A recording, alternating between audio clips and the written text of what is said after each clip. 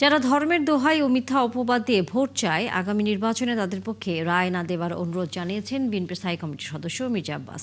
রাতে শাহবাগে জাতীয়তাবাদী ওলামা দলের আয়োজনে তাফসিরুল কোরআন মাহফিলে প্রধান অতিথির বক্তব্যে তিনি একথা বলেন। তার মতে, যারা হাদিয়া নেয় তারাই বিএনপির নামে চাঁদাবাজির অভিযোগ নেন।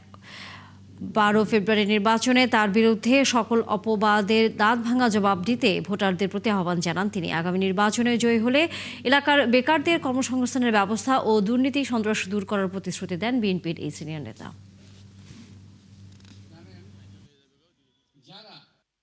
যারা ধর্মের দোহাই দিয়ে মানুষের বিরুদ্ধে মিথ্যা অপবাদ দিয়ে ভোট চায়, তাদেরকে ভোট না দেওয়াই বোধহয় ভালো।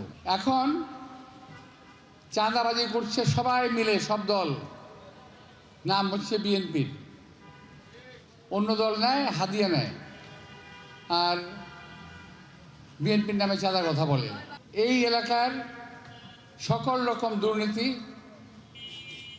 চাঁদাবাজি আমি বন্ধ করার চেষ্টা করেছি।